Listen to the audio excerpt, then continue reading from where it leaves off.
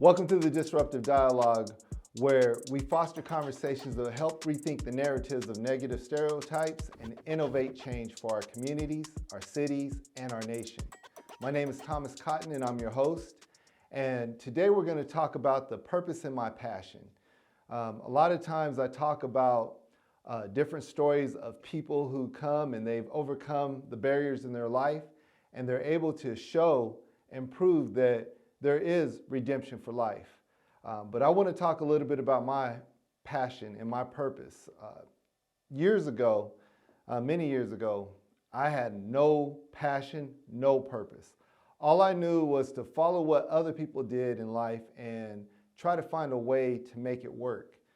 But in doing that, I really found myself in situations that I didn't want to be in, finding myself in situations that were hard to overcome, and just negative cycles that would lead me to incarceration, led me to hopelessness. Not that I was trying to go there. No one that I knew that was teaching me these types of things was trying to go down this road. No one wanted to go to prison. No one wanted to end up dead. No one wanted to break up their families. But that's what was happening. And so when it comes to being passionate about my purpose, it all begins with people. I'm passionate about people, especially my people. The people that go through the challenges of life and don't even see that the things we're learning is sending us down a pathway that is hard to overcome. It's hard to break out of. And the reason why I do what I do is because I know there's a different way. I can actually see it now. I've lived more in a life away from the lifestyle I used to live, but it still seems like the life that I lived before in the streets, doing the things I've done, actually makes more sense to other people. Like, I'm still held back because of the challenges of things that I did when I was a kid, all the way up until the age of 22. But that still doesn't stop me from making sure that I look out for the people that are still caught up in that lifestyle, because if I understand, I feel like there's a responsibility that for me to go back and reach back and in reach to people and not give them anything, but value them as a person for what they have done, and really help them to see that I understand why you have done what you have done, but there's a better way. Let's walk through this new pathway of seeing a better way. If someone knows a better way, then they should be able to show that better way to others who don't know it. And that's my purpose and my passion. When I'm passionate about people, I'm passionate about helping them overcome the barriers of life that they've actually faced. I'm passionate about using my example as a way to show others that transformation and redemption are possible. And so we have to begin to look at the ways that people need to understand or learn or be helped to overcome their barriers. It's not about giving them something. It is about supporting them in the process. If you've been there and done that, then you've been there and you understand that. You understand that people are not trying to get handouts. People are really just trying to make it in this life. And they're surviving until they can thrive. And that's important, that we take the time to understand that people want newness of life. People want to be able to be successful. And that goes for everybody, no matter where you come from, no matter where you find yourself at. So when we look at the challenges that people from, let's say, the hood come from, their challenges are totally different than someone who doesn't come from the hood. The challenges that people from the hood come from, you have to literally listen to them. Take time to understand. Take time to see what their specific challenges are.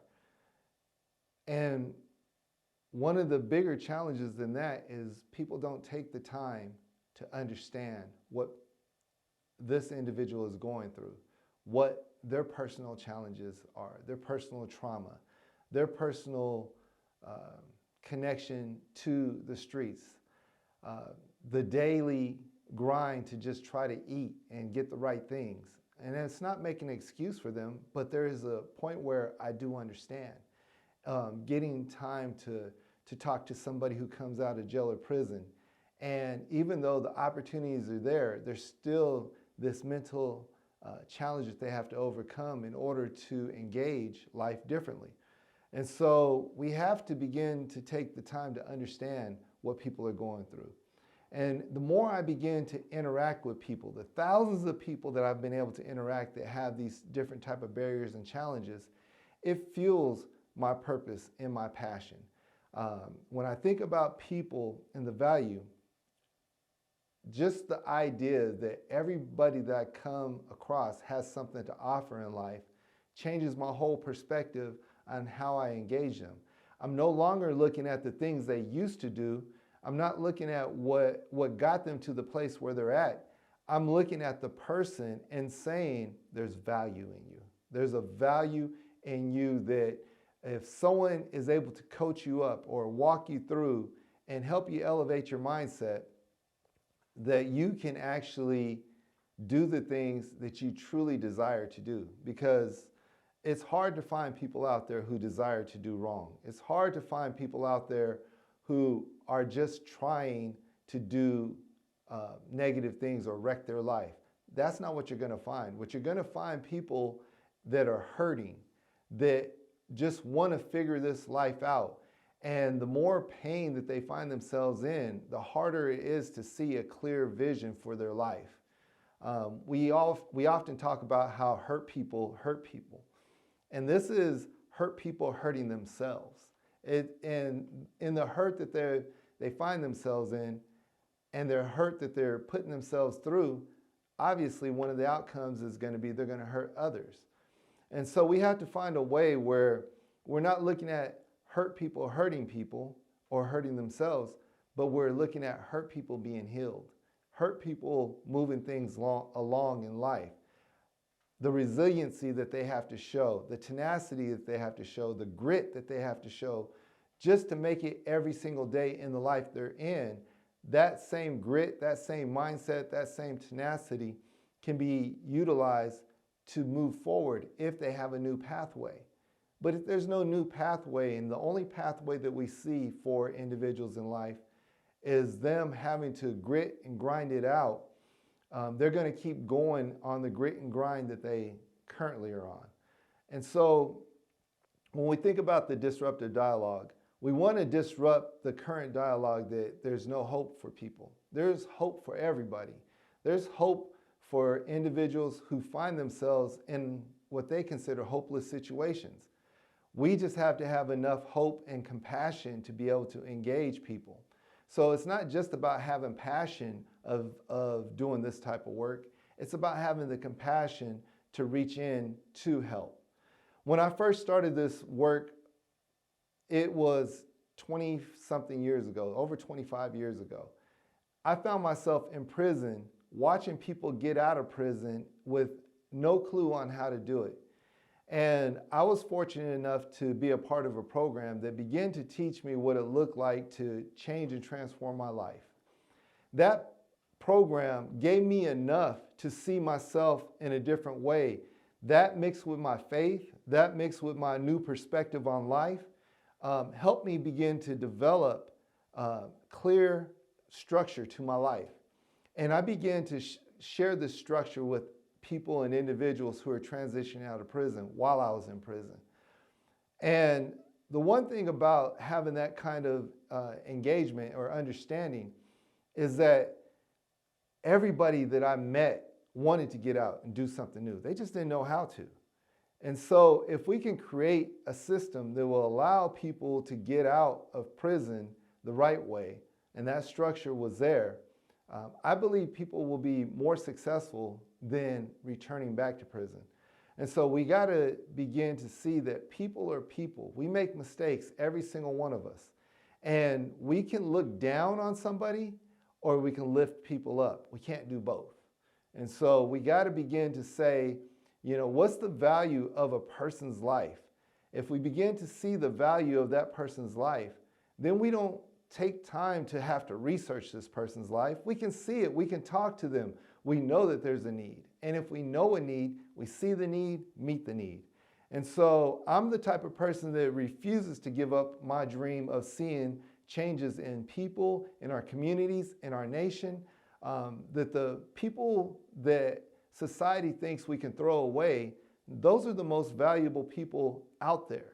That if we want to see true change in this country or all around us, we have to lift everybody up. It's not just about the chosen few are able to get there and make it.